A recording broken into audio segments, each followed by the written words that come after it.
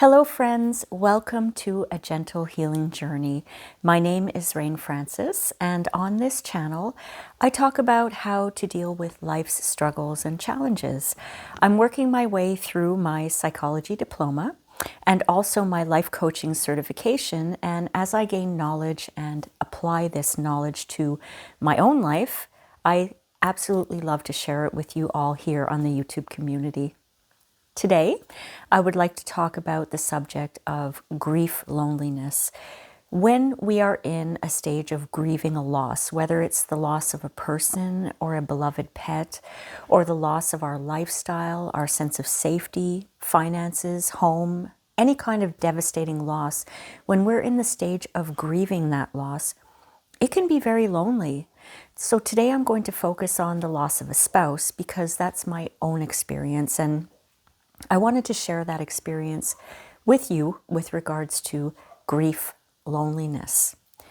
I decided to talk about this in today's video because, as some of you know, I recently had an injury where I broke my finger. Okay, let's be real, I crushed my finger, and it had to be kind of rebuilt surgically.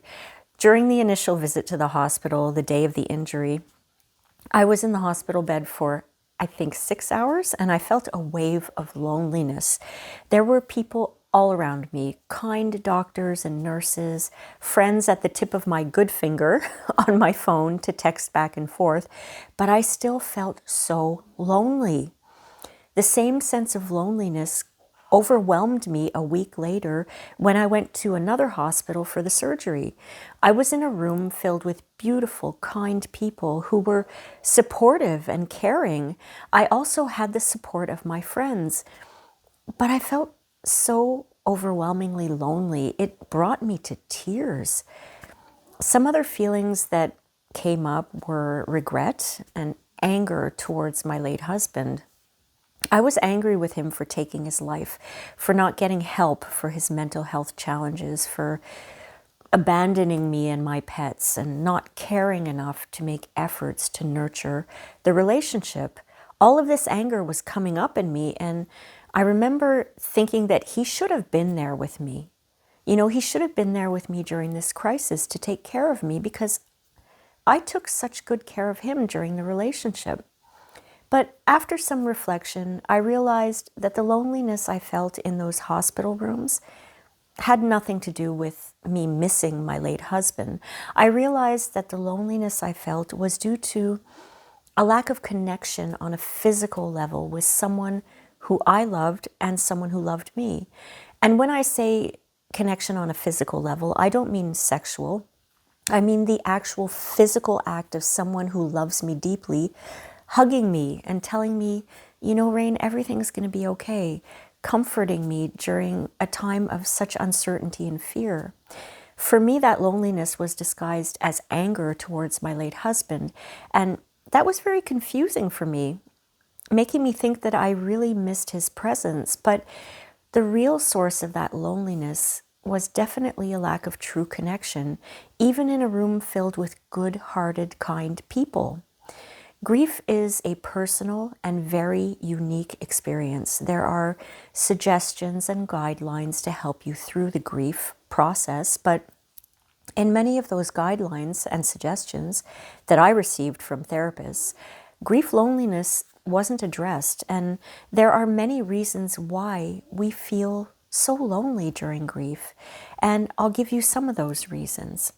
Number one, disconnection. Sometimes we hear phrases like, I really understand what you're going through, or you must be feeling so horrible. These things are said to us as we grieve with the best intentions from caring people who are trying their best to relate and comfort us.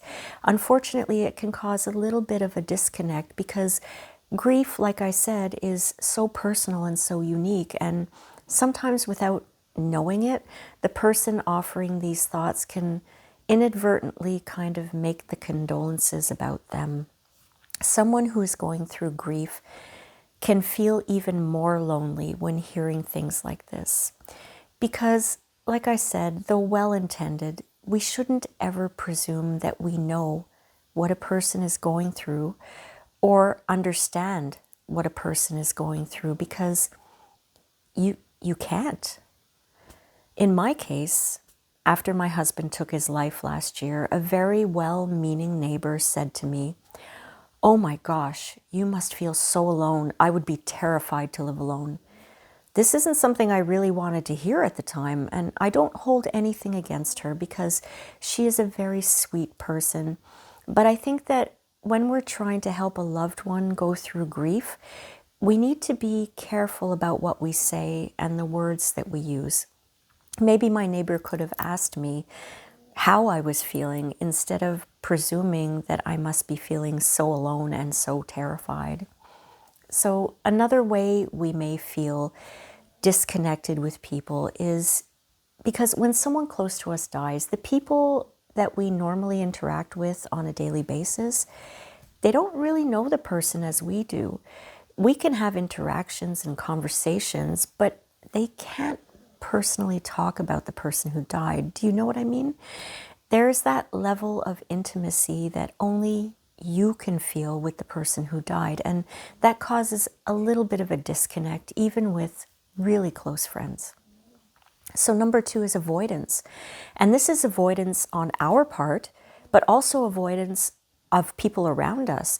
We'll often avoid people in certain situations because we just don't know what to say, and we're kind of filled with discomfort and suffering that we might be worried that our emotions will be unpredictable. But also for those around us, when you're around someone who's grieving, it can produce anxiety in you because it reminds you of your humanity, and it reminds you that we are all going to die someday and that we could potentially lose people that we love. I know that in my case, I didn't even want to leave the house.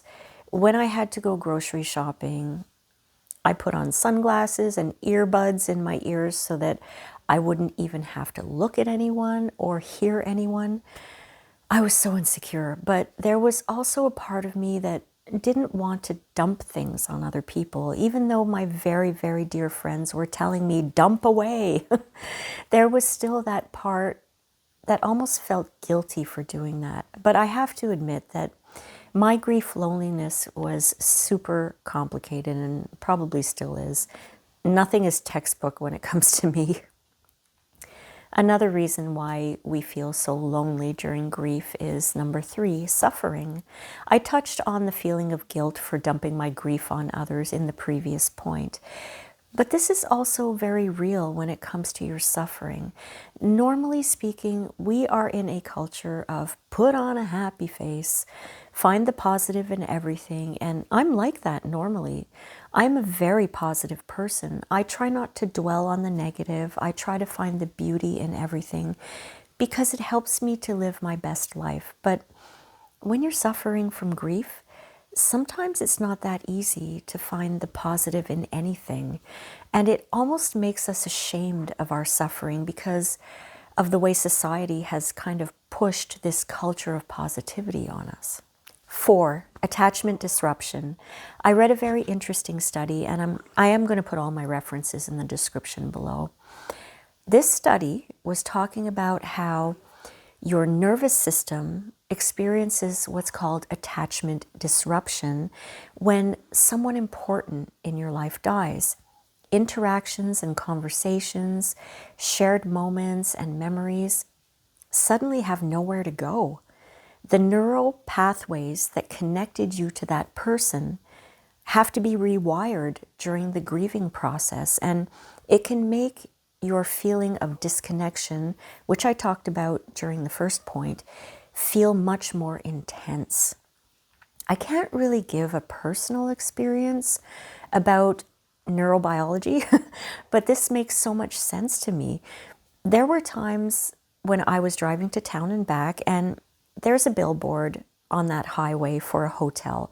It's called the Amsterdam Inn, and about 3 weeks before my husband took his life, we booked a hotel room for a day while we were waiting for car repairs.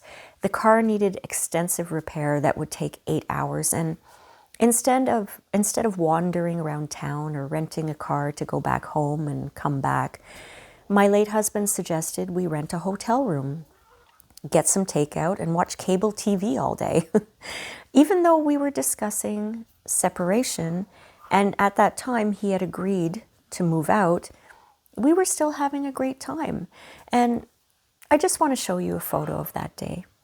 For those of you who don't know me, I used to have long red hair until last Christmas, and this was my husband. His name was Alex. We had a lot of fun, but every time I passed that billboard, I would say for the first 6 months or so after he died, I felt that loneliness that I can't describe. And I don't think the loneliness had to do with the memory of us spending that day together. I think it had to do with this attachment disruption theory, where I can't share these memories with anybody else who will appreciate them. The neural pathways have nowhere to go now. Of course, I can talk about it now that I've learned about attachment disruption.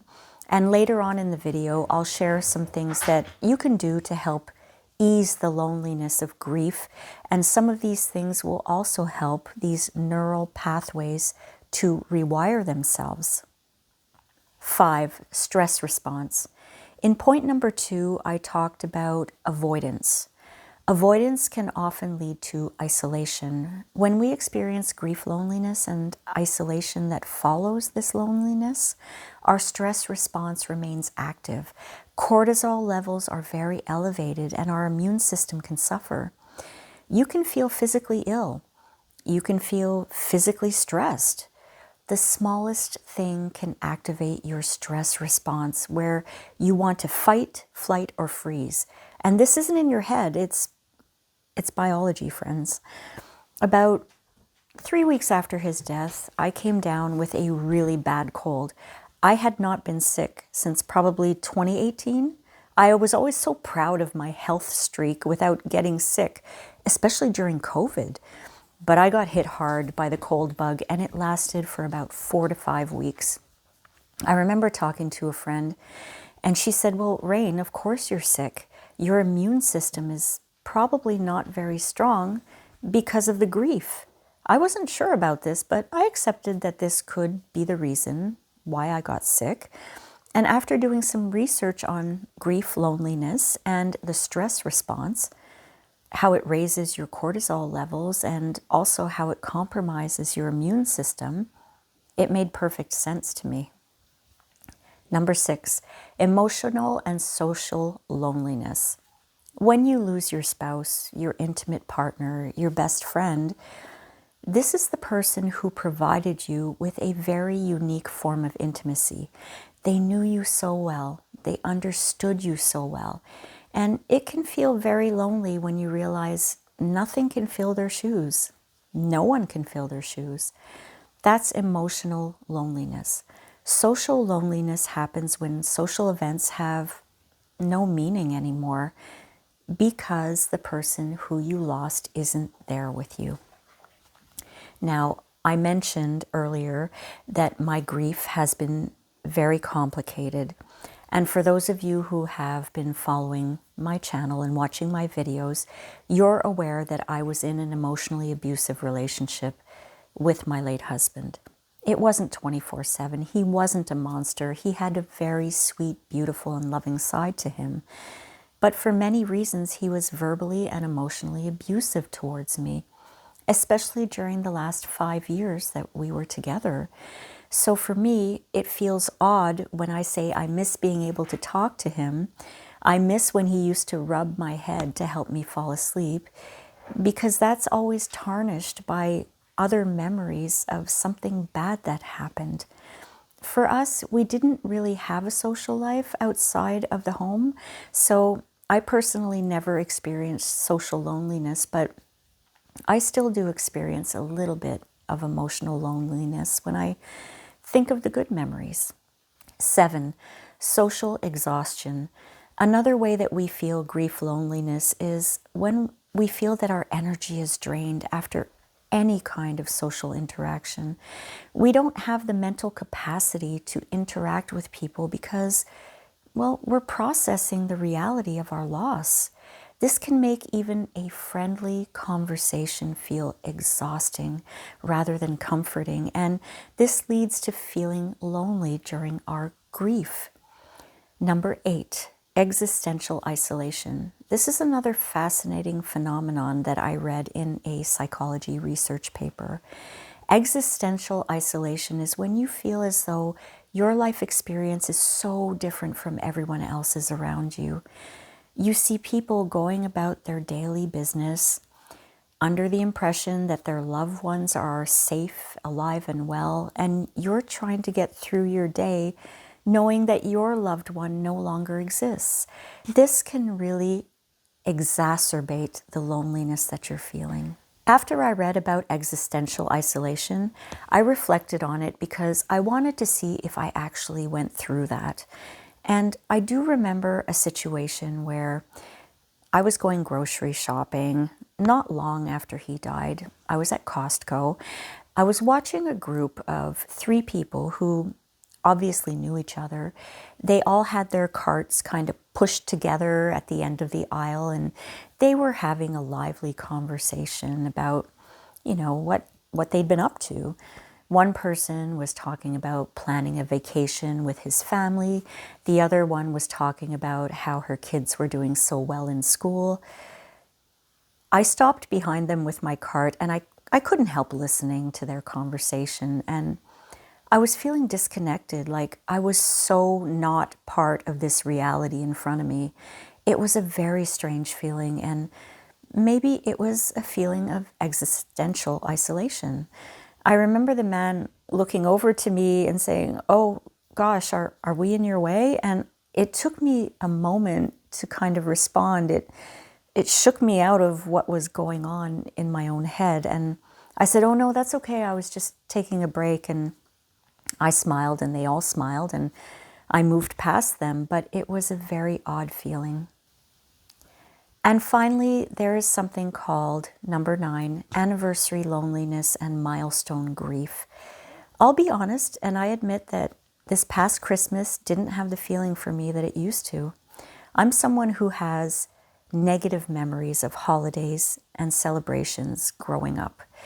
There was always some kind of drama, some kind of fighting, some kind of negativity.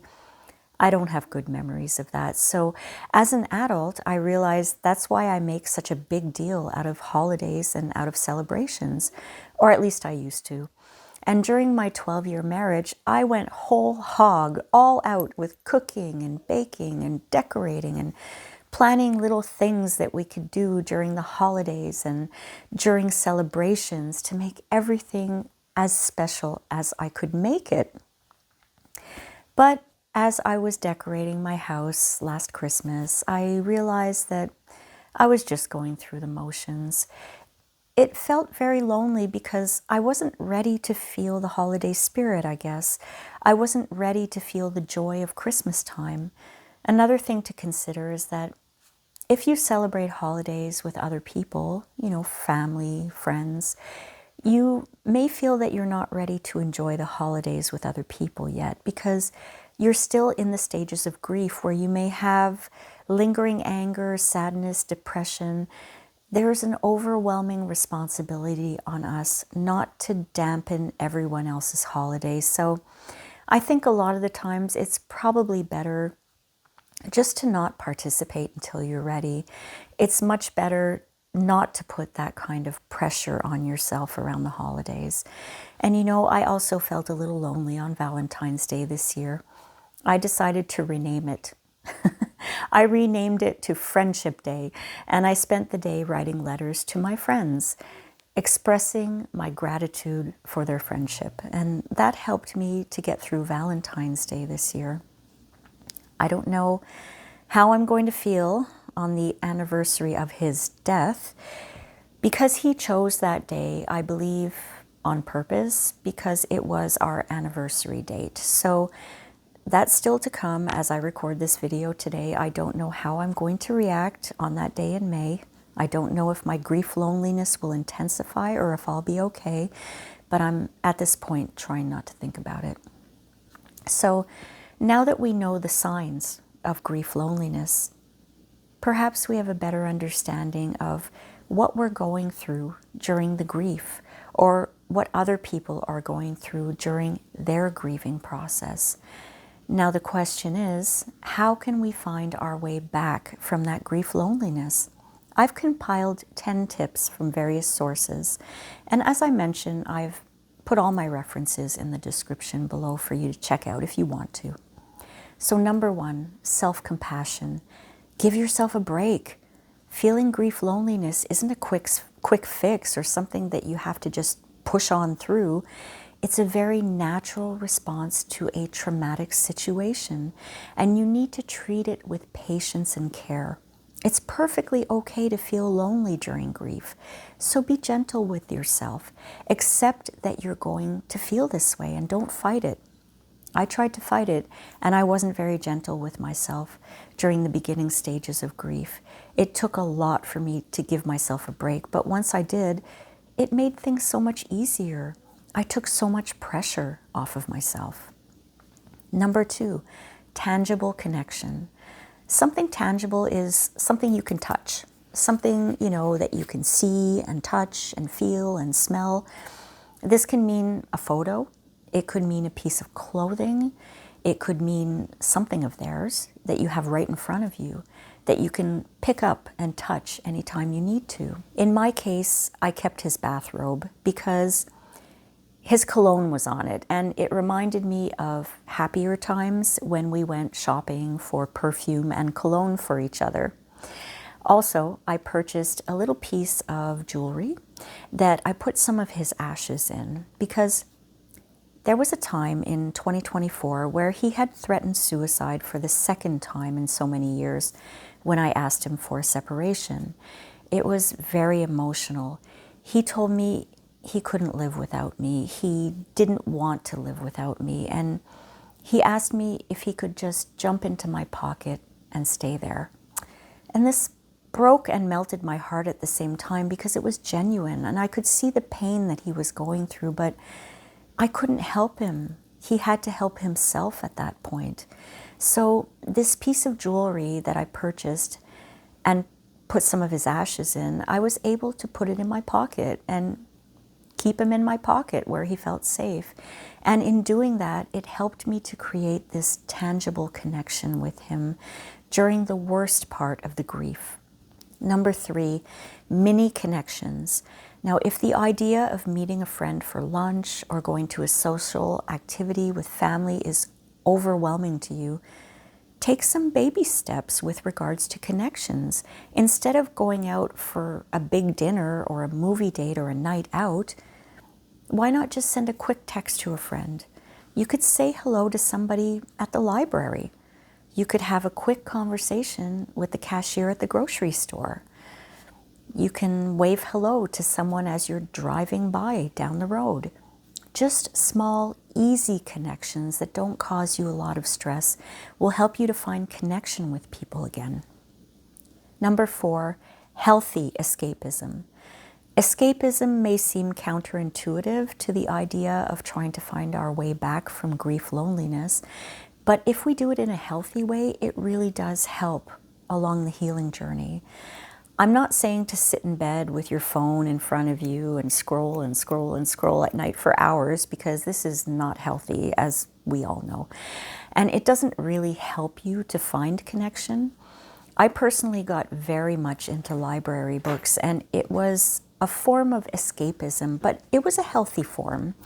I was diving into stories that were exciting to read, and I was distracting myself at the same time so as not to ruminate constantly about the good and the bad of the relationship and his death. But reading all of these books created a connection with my imagination and an interesting story that I was reading. It changed my mood and it got me excited about what was to come. I remember staying up until 2 a.m. one night to finish a book because I just couldn't put it down. If you want to gain more of a personal connection with people, you could enroll in a painting class, you could join a gym, or enroll in a psychology course at your local college or online. Number 5, spend more time outside of your home. I've said before that I am so grateful for my home and my land. I have nature therapy all around me. Staying in the house is very tempting for me though. But I'm also lucky that I have 5 dogs who lovingly push me out the door every day, several times a day. Honestly, friends, if I didn't have my dogs throughout all of this, I don't know how I would have made it. Getting some sunshine every day, even if it's on a cloudy day, your body and your mind really benefit from the sun. Getting fresh air every day, even during the winter. That was vital for me to step away from the loneliness that I felt. With the weather that we have in the winter, I often get cabin fever, and being stuck indoors is not conducive to healing from grief loneliness. So for me, it was really important to get out several times a day, despite the weather. The temptation was just to close all the blinds and sit in bed in the dark, but because the dogs need to go out, want to go out, it forced me to do that, and it lifted my mood every time, even though I just didn't want to get out of bed. Number 6 is self-care. I know that self-care is a buzzword, and everyone has their own definition of how to take care of themselves the best way that they can. I think it's a very essential part of managing your grief loneliness. Taking care of your body is so important, because when your body is feeling good, your mind is more apt to feel good as well. If you're in a good mental mindset, it helps with your emotional health also. And when you move your body with physical activity, it helps with mood and depression and anxiety. And activities like meditation and what I do every day, Tai Chi, it really promotes relaxation and mindfulness. When you can practice mindfulness, which means you're in the moment, you're not reliving the past, ruminating bad memories, and you're not worrying about what's going to happen in the future. You're in the here and now. And for me, starting my morning every day with a Tai Chi practice has done wonders overall for my healing, and especially for that feeling of being alone in my grief. It helps me to connect with myself in the moment. It really helps to do things like that. And it doesn't have to be hours a day. You can carve out 10 minutes of Tai Chi in the mornings. You can do what I do, jump on a mini trampoline every morning for whatever time you want while you're watching something interesting on YouTube. And in my case, I'm very proud of myself that I've developed a habit of physical activity every day. Well, not as of late because of this, but I'll be getting back to that soon as I can. It gives me a sense of accomplishment, and it makes me feel proud of myself. And honestly, this directly counteracts any feelings of loneliness and grief. Number 7, embrace solitude. I often say solitude is bliss. I'm an introvert, so I do enjoy spending a lot of time alone. And there's a difference between feeling alone and feeling lonely. When you feel alone, it's because most of the time you've made a choice not to spend time with other people. You feel like being alone. For me, being alone and in solitude brings me contentment, because I guess the truth is I enjoy my own company. But when you feel lonely, you feel deprived of something. Normally it's connection. So when you're going through the stages of grief and you're feeling grief loneliness, try your best to embrace solitude, because this is a time where you can do some deep reflection, some self-discovery, and you can find little measures of growth happening in your life. Embrace solitude and find peace in being with yourself. This doesn't mean to isolate yourself. It just means to take some time alone and enjoy what you're doing, whether it's journaling, drawing, writing, or even listening to stand-up comedy on YouTube. Being alone and practicing solitude creates comfort within yourself, so that you're not always seeking someone else to connect with. Connection with others is very important, but so is being comfortable with yourself. Number 8, pets. I mentioned previously that I had no clue how I could have gotten through the last year or so, and probably the last 5 years or so, without my dogs in my life. Dogs love you unconditionally. They don't care what you look like or what you smell like. They just love you. They are natural clowns as well. Have you ever watched 2 dogs playing together? They're goofy. They chase each other, they hide from each other, and they instigate a ruckus with each other. One of my dogs is always chewing on my puppy's leg to get him to play with her. It always works, and they barrel through the house. And honestly, it makes me giggle to watch them. And when you laugh, you can't feel bad. It's counterintuitive. Another thing, as I mentioned, they get me out of the house. They get me out of bed. They keep me responsible. They need me to take care of them, and I don't want to let them down because I love them. So it helps me to get out of whatever loneliness funk that I feel during the grief stages. Now, if you don't have a pet, you could always consider adoption. You could also offer to walk a friend or neighbor's dog while they're working. You could offer to help out at a shelter. Walking a shelter dog might make you instantly fall in love, and you may end up bringing that dog home. Number 9, expression through creativity. This point is similar to developing a healthy escapism. You want to do something creative to express your grief. This could mean pulling out a big canvas and throwing paint on it. It could mean writing a short story about your experience. It could mean journaling.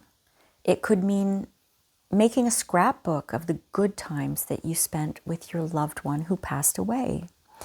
There are so many ways that you can express your grief creatively. A few weeks after he died, I created a little memorial for my late husband. I put together a little area with lawn ornaments and weatherproof photo frames with pictures of the both of us and little things around in a little area of my property as a place that I could go to kind of pay my respects, talk to him or yell at him, whatever the case may be. But I poured all of my grief into that creative project, and it helped me get through the first few weeks after he died. Number 10, sharing your story. Now, this tip isn't for everyone. It depends how transparent you want to be with the world around you. In my case, I decided that one of the reasons I want to share my story is to help me feel less lonely with the memories. But I think my main goal in sharing my story is that I want to help other people who have similar experiences. It helps me to connect with the world around me as the introvert that I am. But in speaking my truth, I'm able to heal. What happened to me was real. It was nothing to be ashamed of, and I don't want to hide anymore. And what I'm referring to is being in an emotionally and verbally abusive relationship for 12 years. And again, there was that side of him, but there was also the side that I fell in love with. So my grief has been extremely complicated. And the more complicated that it got over the last year or so, it made me feel even more lonely because I couldn't find anywhere online where anyone was talking about grieving the loss of an abusive spouse who died by suicide as a first-hand account. I did read a few articles and I watched a few YouTube videos about what to expect when your abuser dies, but there was nothing really personal about it, at least not that I could find. So I thought that maybe if I'm searching for something like this, someone else might be searching for a little bit of comfort in knowing that they're not alone having gone through this.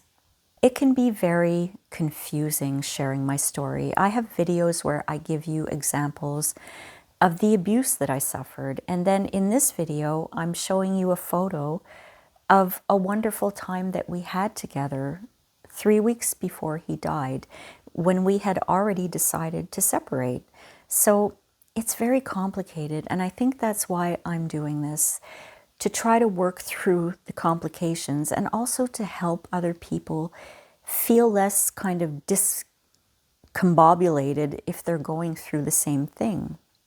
At this point, I just want to mention a few things for you to think about during the grieving process when you might be experiencing grief loneliness. Firstly, one thing to remember is not to confuse the fact that you had a companion in your life with someone who completed your life.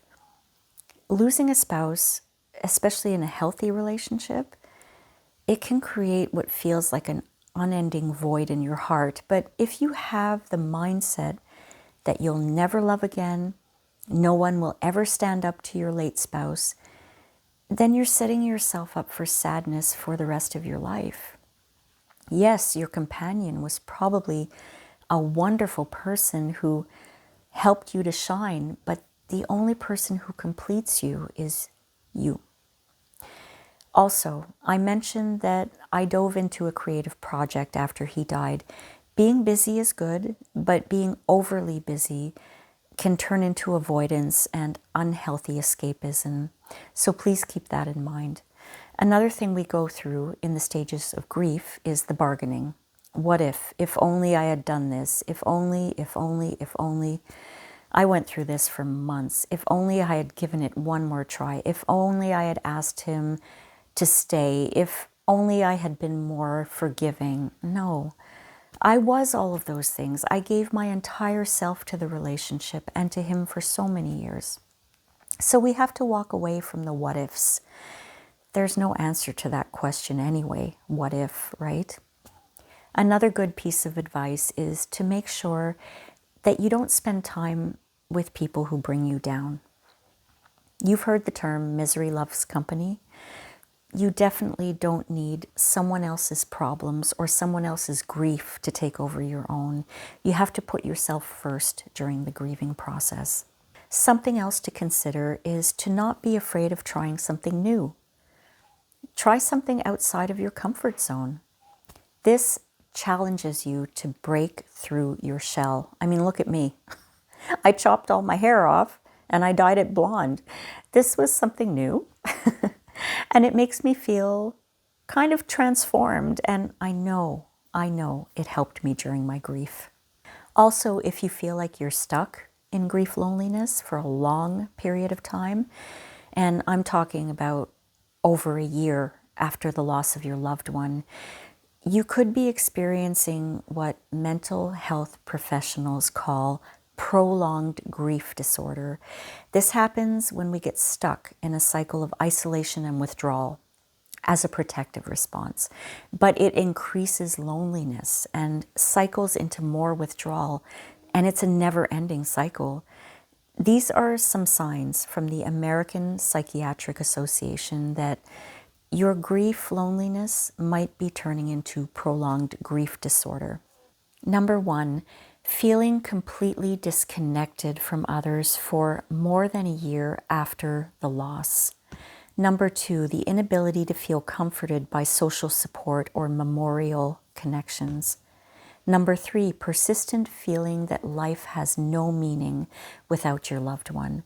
And number 4, complete withdrawal from previous meaningful relationships and activities. If you feel that you might be experiencing prolonged grief disorder, it might be time to find some professional help to get you through it, to help you find your way out of this cycle of grief. So my friends, that was a lot of information that I shared with you today.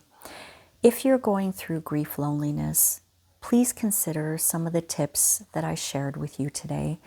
It takes time to go through the grieving process, and it feels very lonely a lot of the times, and sometimes the loneliness will pop up when you least expect it and completely throw you off the rails. I know it has for me, but if you're willing to help yourself, learn a little bit more about what you're going through while honoring your lost loved one and yourself, there is light at the end of the tunnel. And please do reach out for help if you feel in despair. There are hotlines. You can call friends.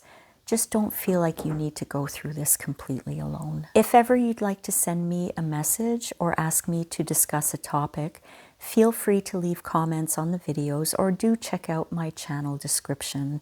That's where you'll find my email address where you could send me an email if you like. Again, my friends, I hope that by sharing this with you today, you were able to take something thoughtful from it. Thank you so much for watching. Please be well, and I'll see you next time. Bye.